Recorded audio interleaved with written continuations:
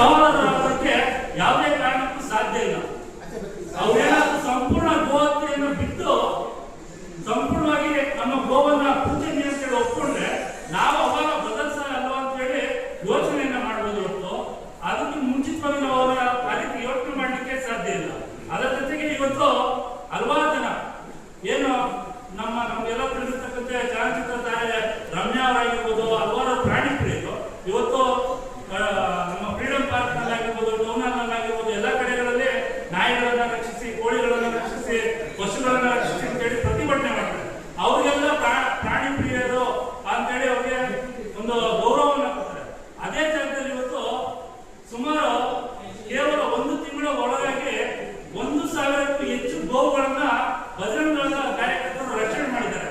ಆದ್ರೆ ಅದೇ ಬಜರಂಗ ದಳದ ಕಾರ್ಯಕರ್ತರಿಗೆ ಪ್ರಾಣಿ ಪ್ರಿಯರು ಅಂತ ಹೇಳಿ ಹೇಳೋದಿಲ್ಲ.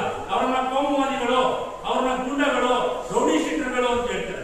ಇದು ಯಾವ ನ್ಯಾಯ? ಒಂದು ಗೋವು ಎಷ್ಟು ಪೂಜನೀಯ, ಮತ್ತೆ ಒಬ್ಬ ಮನುಷ್ಯನಿಗೆ ಹುಟ್ಟಿದಾಗಿಂದನೂ ಅವನು ಸತ್ತಿ ಅವನಿಗೆ 3 ದಿವಸದ ಕಾರ್ಯ ಏನು ನಮ್ಮ ಹಿಂದೂ ಪದ್ಧತಿಯಲ್ಲಿ 3 ದಿವಸಕ್ಕೆ ಹಾಲು ತುಪ್ಪ ಅಂತ ಹೇಳಿ ಮಾಡ್ತೀವಿ. ಆ ಹಾಲು ತುಪ್ಪದ ಕಾರ್ಯಕ್ಕೆ ಇವತ್ತು ನಾವು ಗೋಮಾತೆಗೆ ಅವಲಂಬಿತವಾಗಿದ್ವಿ. ಅಂತ ಗೋಮಾತೆಯನ್ನ ರಕ್ಷಣೆ ಮಾಡುವಂತ ಬಜರಂಗದ ಕಾರ್ಯಕರ್ತರಿಗೆ ಇವತ್ತು ಯಾವ ರೀತಿಯಾದಂತ ತೊಂದರೆ ಕೊಡ್ತಕ್ಕಂಥ ಕೆಲಸ ಆಗ್ತಿದೆ, ಇದನ್ನ ನಾನು ಖಂಡಿಸ್ತಾ ಇರ್ತಕ್ಕಂಥದ್ದು. ಅದರ ಜೊತೆಗೆ ಇವತ್ತು ನಾವು ನೇರವಾಗಿ SDPI ಕಾರ್ಯಕರ್ತರು ಯಾರು ನಮ್ಮ ಕಾರ್ಯಕರ್ತರಿಗೆ ಸವಾಲು ಹಾಕಿದ್ದಾರೆ, ನೀವು ಗೋರಕ್ಷಣೆಗೆ ಬಂದಂತ ಸಂದರ್ಭದಲ್ಲಿ ಪಾಠ ಕಲಿಸ್ತೀವಿ ಅಂತ ಹೇಳಿದರೆ ಅವ್ರಿಗೂ ಸಹ ನಾವು ಎಚ್ಚರಿಕೆಯನ್ನ ಕೊಡ್ತೀವಿ. ನಾವು ಏನು 12ನೇ ವಯಸ್ಸಿಗೆ ಬೀದಿ ಬದಿಯಲ್ಲಿ ಛತ್ರಪತಿ ಶಿವಾಜಿ ಮಹಾರಾಜರು ಯಾವ ರೀತಿಯಾಗಿ ಗೋರಕ್ಷಣೆ ಮಾಡಿದ್ರು ಅಂತ ಹೇಳ್ತಕ್ಕಂಥ ಪರಾಕ್ರಮದ ಕಥೆಗಳನ್ನ ಕೇಳಿ ಬೆಳೆದಿರ್ತಕ್ಕಂಥವ್ರು ನಾವು ನಮ್ಮ ರಕ್ತವನ್ನ ನೀಡೋದು ಸರಿ, ಆ ಗೋಮಾತೆಯನ್ನ ರಕ್ಷಣೆ ಮಾಡತಕ್ಕಂಥ ಕೆಲಸವನ್ನ ಮಾಡೇ ಮಾಡ್ತೀವಿ. ಅದರ ಜೊತೆಗೆ ಇವತ್ತು ನಾವು ಸರ್ಕಾರಕ್ಕೂ ಸಹ ಇಡೀ ರಾಜ್ಯಾದ್ಯಂತ ಎಲ್ಲಾ ಜಿಲ್ಲಾ ಕೇಂದ್ರಗಳಲ್ಲಿ ಜಿಲ್ಲಾಧಿಕಾರಿಗಳ ಮುಖಾಂತರ ಆಗಿರ್ಬೋದು, ಪೊಲೀಸ್ ಅಧಿಕಾರಿಗಳ ಮುಖಾಂತರ ನಾವೆಲ್ಲ ಮನವಿ ಪತ್ರವನ್ನು ಕೊಟ್ಟಿದ್ದೇವೆ. ಬಕ್ರೀದ್ನ ಸಂದರ್ಭದಲ್ಲಿ ಒಟ್ಟಾರೆ ಇಡೀ ವರ್ಷ ಪೂರ್ತಿ ಇಲ್ಲೇನು ಅಕ್ರಮವಾಗಿ ಗೋ ಸಾಗಾಟ ಆಗ್ತಾ ಇದೆ ಅದನ್ನ ಸಂಪೂರ್ಣವಾಗಿ ನಿಯಂತ್ರಣ ಒಳಪಡಿಸಬೇಕು.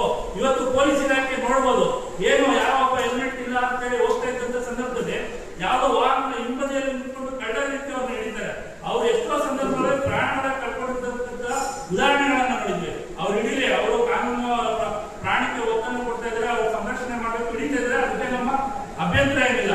ಅದೇ ರೀತಿಯಲ್ಲಿ ಇವತ್ತು ಸಾವಿರಾರು ಗೋವುಗಳು ಬೆಂಗಳೂರು ನಗರಕ್ಕೆ ಬರ್ತಾ ಇದೆ. ಬೆಂಗಳೂರಲ್ಲಿ ಏನಾದ್ರು ಉಳುಮೆ ಮಾಡೋದಕ್ಕೆ ಭೂಮಿ ಇದೆಯಾ?